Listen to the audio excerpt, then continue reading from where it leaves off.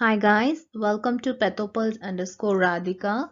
So today we are going to see about the most important topic in medicine, surgery and pathology, which is pancreatic neuroendocrine tumors. Okay, so before going into the discussion, let's know something about the location of pancreas and what are the cells in the pancreas and what is the function of the pancreas.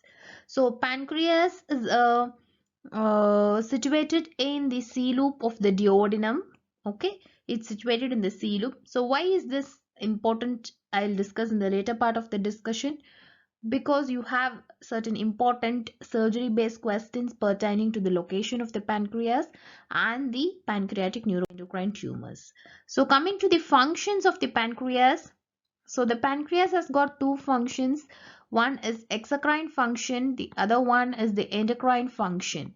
Okay, so the exocrine function is concerned with the digestion. So the pancreatic juice, it produces pancreatic juice which is rich in bicarbonate and contains various other enzymes which helps in the breakdown of carbohydrates, proteins and lipids. So that's about the exocrine function of the pancreas. So it produces amylase, protease and lipase. When you take the endocrine function of the pancreas, it's mainly by your cells called islets of Langerhans. So the islet of Langerhans is going to produce different hormones, and you have different cells which produce different types of hormones. So what cells produce what hormones, you should know. Okay, so what are the cells of the pancreas? Anyone? You can just recollect your anatomy. So what are the cells which are present in the pancreas?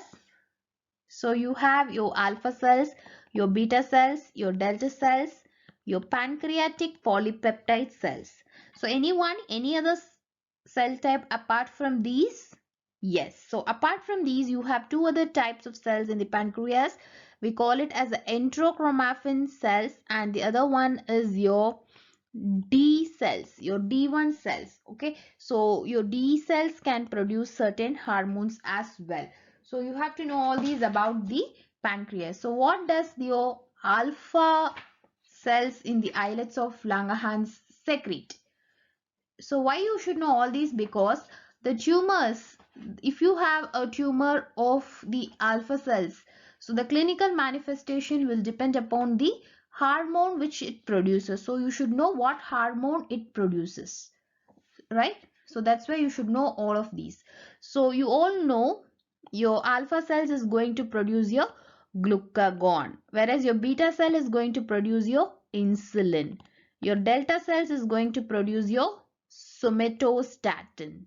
Your pancreatic polypeptide cells will produce your pancreatic polypeptide.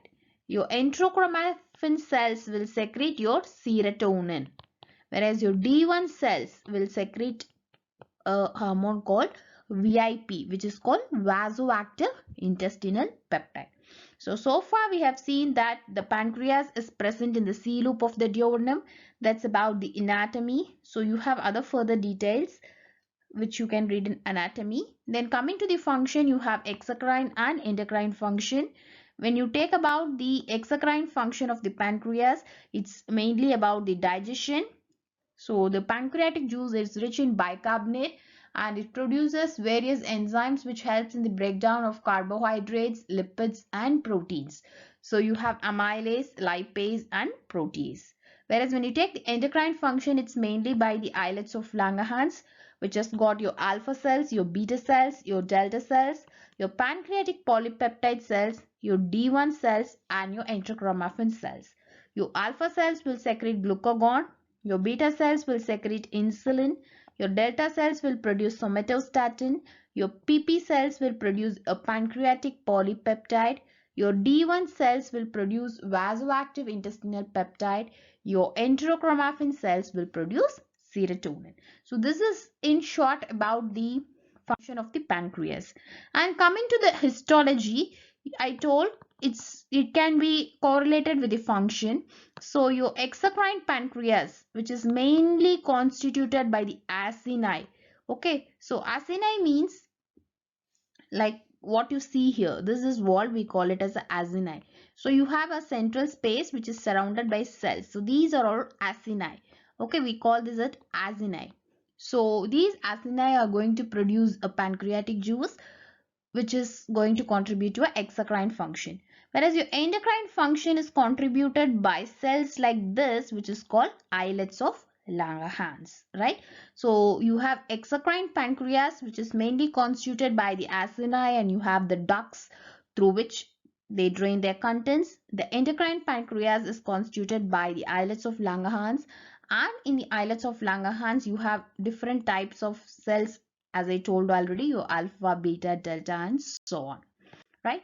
Now going to the pancreatic tumors, neuroendocrine tumors, you can have tumor originating from your alpha cells, your beta cells, your delta cells, your pancreatic polypeptide cells, or any other cell.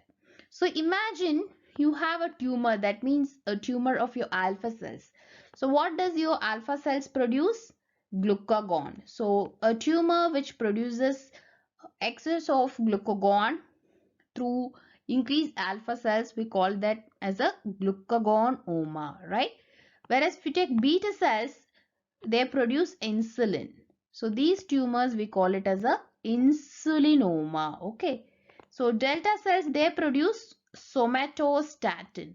So a pancreatic neuroendocrine tumor which produces somatostatin, we call it as somatostatinoma, right? So you can have likewise your pancreatic polypeptide secreting tumors and other tumors as well, right? So the terminology, the name, so everything is pancreatic neuroendocrine tumor. So they have a more or less similar morphology of neuroendocrine tumors. So what will be the morphology of neuroendocrine tumors usually? So there will be nests of cells which has got salt and pepper chromatin. So remember this, they can have salt and pepper chromatin, but you have certain clues which can favor you whether it's a glucagonoma or a insulinoma, but you have to confirm with further studies, but morphology is the clue, right? So now we will discuss about the first neuroendocrine tumor, which is insulinoma. It can cause increased secretion of insulin. So are you able to see here? You have nest of cells which are having salt and pepper chromatin. So this is a neuroendocrine tumor, but to call it an insulinoma, you have certain morphological clues, and of course you have to go for other IHCs and other things to call it an insulinoma, right? So what is that clue which is important both from the entrance point of view and for diagnosis is, in insulinoma you can see amyloid deposits. Okay, so you're going to see a pancreatic neuroendocrine tumor with some amyloid. Think of insulinoma. Okay, so insulinoma can have amyloid. So this one you should remember. So can anyone tell what other tumor in the body can have amyloid as a component of a tumor? Anyone? I'll give you a clue. A thyroid tumor which has got amyloid. Your medullary carcinoma of thyroid. Your medullary carcinoma of thyroid can have amyloid. Likewise, remember, insulinoma can have amyloid. What important thing you should know about insulinoma? So imagine your patient's insulin levels are very high. So you all know the action of insulin. What does insulin do? It's going to cause hypoglycemia, decrease your blood glucose levels. So you have decreased blood glucose levels. Okay, you have decreased blood glucose level. So what will happen if you have decreased blood glucose level? The patient will have symptoms of hypoglycemia. The patient will have symptoms of hypoglycemia like dizziness. Okay, so that thing you should be aware of. They can go in for coma also. So the clinical manifestations of insulinoma, we call them as a Whipple's triad. So what is Whipple's triad? So you have low levels of blood glucose, that is less than 50 milligrams per deciliter. Then you have symptoms of hypoglycemia, and all these symptoms are reversed after administration of glucose. This we call it as a Whipple's triad. So with respect to insulinoma, two things you should remember is, one is you can have amyloid in the tumor Okay, then you have to remember about Whipple's triad. So this is about your insulinoma. Okay, one of the tumor which is produced by the beta cells of the pancreas. Next tumor is gastrinoma. So as you all know, oma is just the ending thing of a tumor. So a tumor which produces a lot of gastrin. Okay, so this tumor we call it as a gastrinoma or Zollinger-Ellison syndrome. So this is called Zollinger-Ellison syndrome or gastrinoma. This again is very important in your surgery as well. So most of your questions you can get it from surgery based on Zollinger-Ellison syndrome. So imagine you have increased gastrin. What happens? This gastrin will stimulate your gastric hydrochloric acid secretion. So what happens if you have increased acids? You can get ulcers. You can get gastric ulcers. So I told insulinoma, it's basically from the beta cells of the pancreas. Likewise, for Zollinger-Ellison syndrome or gastrinoma, there is no proper evidence as to the origin of these tumors. But what they tell is these tumors can arise from the duodenum or in the soft tissue surrounding the pancreas. That we call it as a peripancreatic soft tissue. Okay, so they can arise anywhere. So one of the common location where they can arise is called the gastrinoma triangle or the Passaro's triangle. So this you would have learnt in surgery. So the gastrinoma triangle or the Passaro's triangle is one of the common location which is around the duodenum and the peripancreatic soft tissue, a common site for gastrinomas. So what is this triangle and what structures form this triangle? So this triangle, your gastrinoma triangle or the Passaro's triangle, is formed by the junction of cystic duct and common bile duct and the junction of second and third part of duodenum and junction of head and neck of pancreas. So this is very important from surgery point of view, your important surgery question as well. So all these structures constitute the Passaro's triangle or your gastrinoma triangle.